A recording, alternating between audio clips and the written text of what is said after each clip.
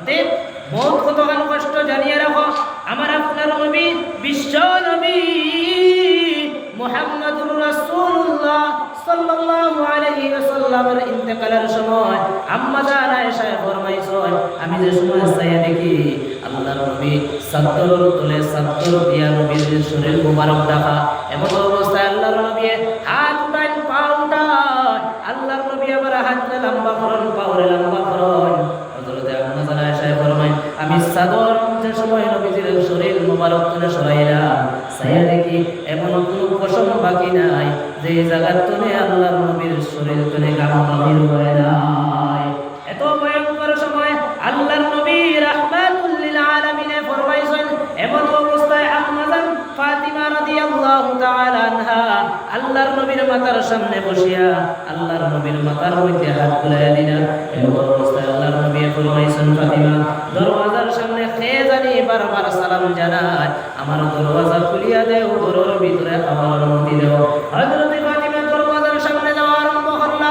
আল্লাহ রাব্বুল আলামিন ডাক দিয়া কইলেন, এ আজরাইল, তুমি দুনিয়ার সিস্টেম পাল্টায়া দাও। দুনিয়ার সিস্টেম হলো যে বান্দা মারা যাইব সেই বান্দা আজরাইলের চেহারা দেখে, আর দুনিয়ার কেউ দেখতে পারে না। এখন যদি ফাতিমা দরওয়াজা খুলিয়া দেখে কেউ নাই, তাহলে আমার নবীর কথাই কান মিথ্যা বনে যাইব। আমি চাই না আমার নবীর কথা কান মিথ্যা হয়ে যাও। এর লাগি তুমি ফাতিমার সামনে দরওয়াজার সামনে তুমি প্রকাশিত হয়ে যাও। হযরত ফাতিমা দরওয়াজা খুলিয়া চাইয়া যখন এত বিশাল আকৃতির মানুষ, এত বিশাল আকৃতির মানুষ যে মক্কার লগে কোনো তুলনা হয় না, মদিনার মানুষের লগে কোনো তুলনা হয় না। আল্লাহর নবীর ডাক দিয়া কইলা, ইয়া আব্বাজান, এত বিশাল আকৃতির মানুষ দরওয়াজার সামনে দাঁড়ায় আছে।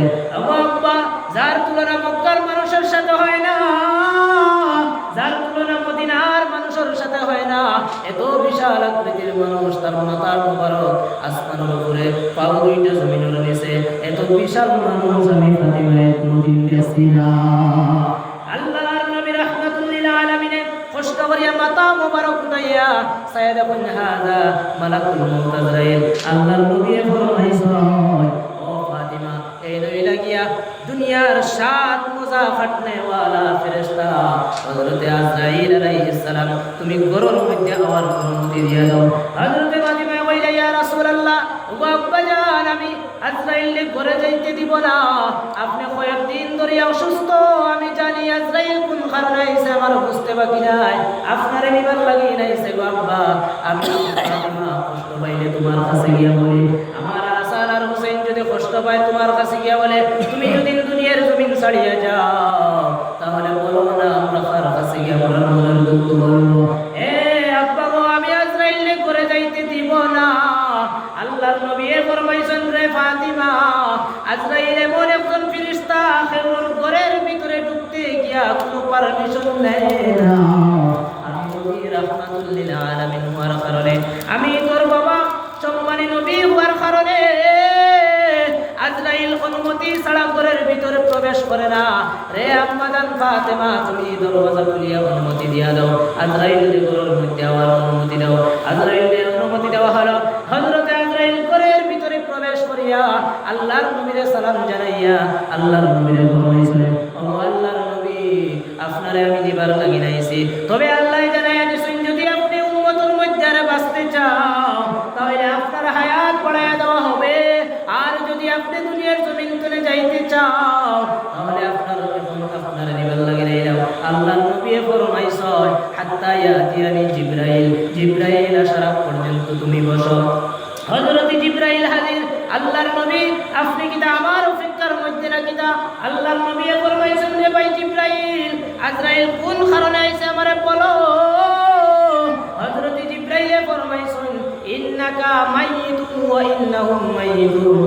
নবী আমার, আপনারা তো আমি আগেও জানাইয়া দিলাম, আপনিও মরণশীল, আপনার দুশমনরাও মরণশীল, সব দুনিয়ার জমিন ছাড়া রাখবো, সব মৃত্যুবরণ করা রাখবো। আল্লাহর নবী বুঝতে পারলা দুনিয়ার জমিনও আমি আর থাকার সময় নাই।